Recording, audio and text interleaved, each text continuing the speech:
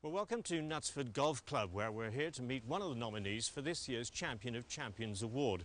This person is the driving force behind a campaign to encourage the early detection of prostate cancer and to raise a huge amount of money to help fight the disease. Today he's holding a cancer screening clinic here at the golf club, so let's go inside and meet the man they describe as a one-man crusade in the fight against prostate cancer. He's Gary Steele, MBE.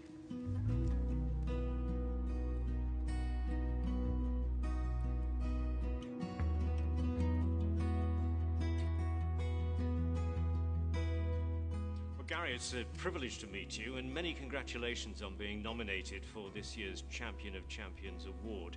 You've been nominated because of all the hard work you've put into prostate cancer detection and prevention, but it all started back in 1999 for you. Tell us about how all that came about. Well, my GP called me in. It was just one of these routine checks, so he just sent me for this PSA blood test, which I didn't know what it was, and then a week later he called me back to say that the PSA was higher than they accept. So then I had a biopsy which confirmed the diagnosis of prostate cancer. What was your reaction?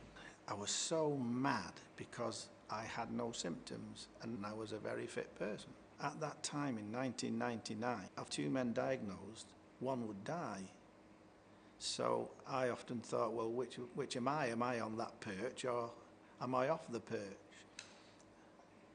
And after the operation, which I chose to have, he lifted my expectancy up a little bit higher. So you got involved in this support group because of what happened to you. And I decided I would start the support group up. What we tried to do was promote awareness, because there was actually nothing about at that time. And it seemed so awful that none of the doctor's surgeries had anything about prostate cancer in. So the support group that you helped to run is all about encouraging men to have an early test for prostate cancer. So how does this screening program actually work? Very simple, capillary prick of the finger. A small amount of blood goes into the machine, and then 10 minutes later the machine operators will give me the results, and I will speak to the men and tell them what the result actually means. But even then, if there's an onward referral, it doesn't necessarily mean that it's cancer. We never tell them it's cancer. All as we always tell them is everything is a good result, because if, God forbid, it is a cancer and you would not have gone to the doctors, then we have given you a chance for survival. So you're organising these clinics around Cheshire. Tell us about the sort of locations that you use. Social clubs, football clubs, cricket clubs, even church halls, town halls. Asda were the first one ever to accept something like this into their store. How many men, have you tested over the years, would you say? Us alone, our group, we've tested probably about 3,000 to 4,000 men. We look at 5% are positive, 10% are borderline. How many lives do you think you've saved? It'll run into hundreds, literally. When somebody comes up, you saved my life. There's nothing better than that. Thinking about those men who are in fact diagnosed with prostate cancer, how does the group itself support those patients? We do have a group of men and women who are always available to support not only the man but the whole family. We were in that same situation, but now they've got us to lean on to be able to ask and have support, what happens next, and so on. There's also leaflets as well and a helpline, is that right? So all that costs money. As silly as it sounds, even a ball of cotton wool, we have to have it, and we have to have all sorts of small items that build up over the 12 months that cost quite a lot of money. So you've been raising funds for many, many years. How much would you say you've raised altogether, and how is that money spent? Well, it's over 600,000, but what we've provided the hospital with is equipment that they would not have been able to just buy like that. And some of the equipment has really enhanced the diagnostic side of prostate cancer and other cancers as well. And we actually paid for hours, the surgeon and his team from the theatre, to go across to France to be trained into laparoscopic operations, which improved the operations for prostate cancer. We have all ways of raising money. I mean, some ingenuities is wonderful, like that we've done. And you yourself have done so by, what, taking part in marathons, is that right? Yeah, I've climbed Snowdon. I ran the Great North Run with the surgeon who operated on me. And one of our members, Win Bond, who's another lady member who helps raise funds for us, and she chose to do it on a plane, wing walk. But it was amazing because we raised a lot of money. We raised about £18,000. She'll walk across hot coals, and did do. And then 3 young lads who cycled, they wanted to cycle, and they've done it for 6 years now. Every cycle path along the canals, you know, so they'll all raise money for us, and this will bring this nearer to us where we can test more men. All this hard work has earned you some recognition from royalty. The Queen's Honours List, I was awarded the MBE, and it was pinned on me by Prince Charles, and I did ask him if he'd had his PSA tested as well. But you've had a lot of support, haven't you, from quite a few celebrities. Tell us about that.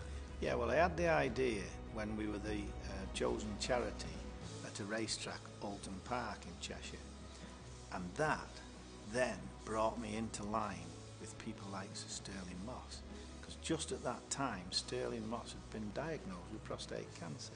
So we organised a complete day, and Billy Ocean came along, the singer, Theresa May, the now Home Secretary, and also the MG Owners Club, which is a vast, vast club. They were able to do things for us and raise a lot of money for us.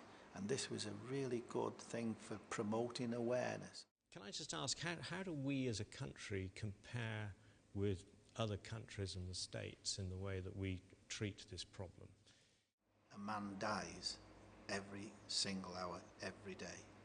It's like if you compared that to a jumbo jet crashing every 8 days, that's the significance of the death rate in Great Britain. On the continents and other countries, theirs is much better, and their significant way of testing is a lower age. They go down to 45, and although that doesn't seem much between, say, 45 and 50 like we have here, 50, it's very significant. And in the States, they actually go down to 35 in family history. In this country, 1 in 3 men die from prostate cancer, whereas in the others, it may be about 1 in 10, because of that nature to catch the cancer early.